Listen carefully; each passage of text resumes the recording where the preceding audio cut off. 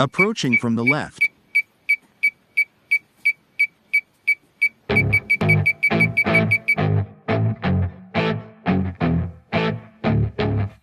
I also want to give one small piece of advice.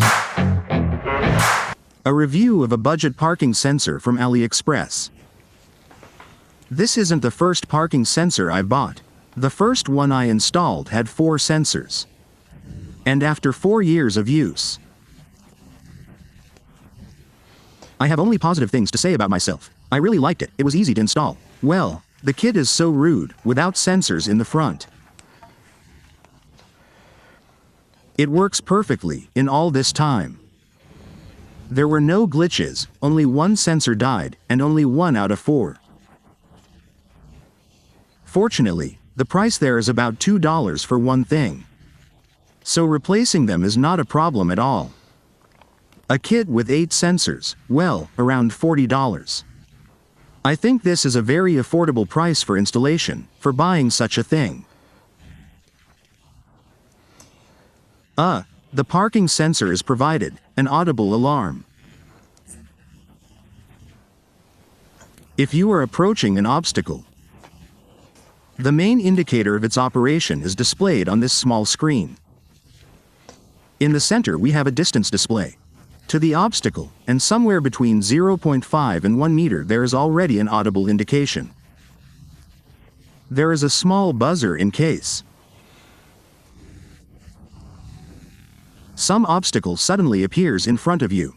By the way, it literally helped me out 2 or 3 times when it appeared out of nowhere.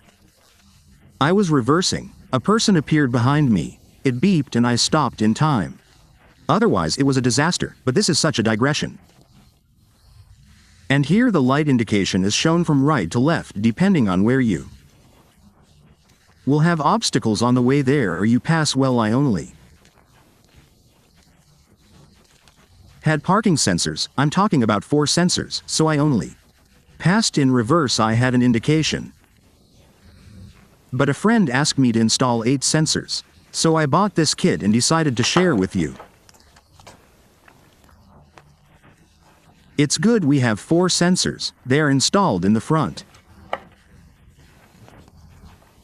Since they have a longer cable and are designed so that you have enough to stretch them to the trunk. In principle, the power supply is mainly installed in the trunk. Since there you can connect to the power supply. And you will definitely need to connect to the reverse. Then 4 sensors, we have them on the rear of the car, on the rear bumper.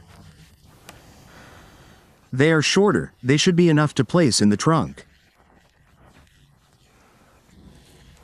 Our indicator display, what I already said, there is a buzzer.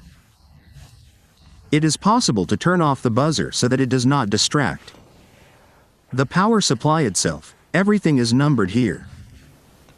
Where which sensor is connected, it is written in the instructions.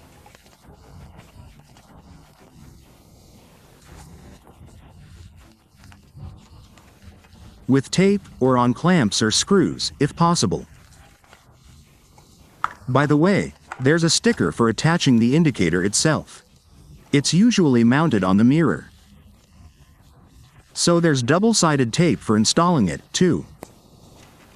A power cable, that is, everything you need to connect, is plenty of wire. I'm using the previous connection option. I think the length is the same, no issues there. The kit also includes a drill bit, a hole saw, which you'll need to clear the hole for these sensors. All the information on how to install the sensors, at what distance, and where everything is located is included in the instructions. The English instructions are quite accessible, with pictures and dimensions. It's all described here. For example, if you're installing 4 sensors or even 2, it shows the required distance between the sensors, front and rear. We're currently considering the 8 sensor option and the height from the ground. The sensor location also specifies how they are installed. That is, which one, which part, which side. That is, if we take a sensor, here we have a picture. The wire should be at the bottom, and there is also an inscription on the sensor itself. That is, where the top of the sensor should be. That is, it is installed in this way. It seems like the visor should be on top. According to the package, well, the instructions are basically of no interest. Here it is also described where.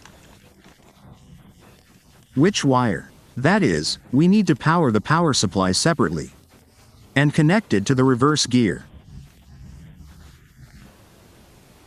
For it to work correctly, the instructions also indicate about the placement.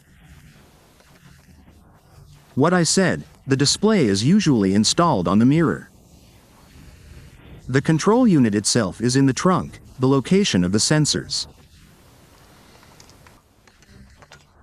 There are no difficulties, everything is described in detail in the instructions. Everything is clear, even the things that need to be taken into account, but in English. And for those who are not quite clear, I will explain. So we have from H to E. This is on our control unit, and there is a marking, that is, these 4 sockets. These are for our sensors on the front of the car, from A to D. These are our rear ones. Sensors. Then on the display the connection, and the most important thing is about connecting the wiring. We have 4 wires, we have black, this is the ground. Red, this is our reversing light. Yellow, power supply for the entire parking sensors. This is exactly what concerns the parking sensors with 8 sensors. Blue connects to. According to the signals from the alarm that it gives out, here it is also described. That is, more than 2.5 meters.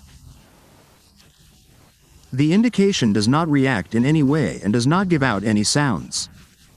The same thing 2.6, 1.5 meters. It starts to beep intermittently. From 0.9 to 0.5, more intensively continuously already.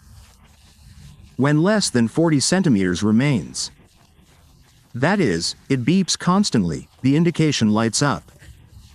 And accordingly, the display will show you the approximate distance, the indication is shown on which side you have an obstacle, that is, on the right or on the left. I checked, measured with a ruler, I was very surprised myself, but it shows. Well, up to 5 centimeters, exactly. That is how much I have been using it. For 4 years I use it. It has saved me more than once, so it's a great parking sensor. If anyone wants to save money and has the opportunity to install it or desire, I highly recommend it. Simple, affordable. Affordable, easy to install, a good parking sensor. I also want to give one small piece of advice. Well, as I said, while using my parking sensor, I once had a sensor die. That had to be replaced, that is, this entire wire. I only have rear parking sensors. The sensors were installed, so I had to completely pull it out. Fortunately, the wires are accessible there, it's not a big problem. But maybe someone else's will have them well hidden and replacing them entirely. Well, that will be difficult, but for a friend there will be more problematic. That is, everything can be installed, but it will take a lot of time. If suddenly you need to change the sensor, well, anything can happen. None of these devices last forever, so I decided to buy these connectors. They will then be insulated.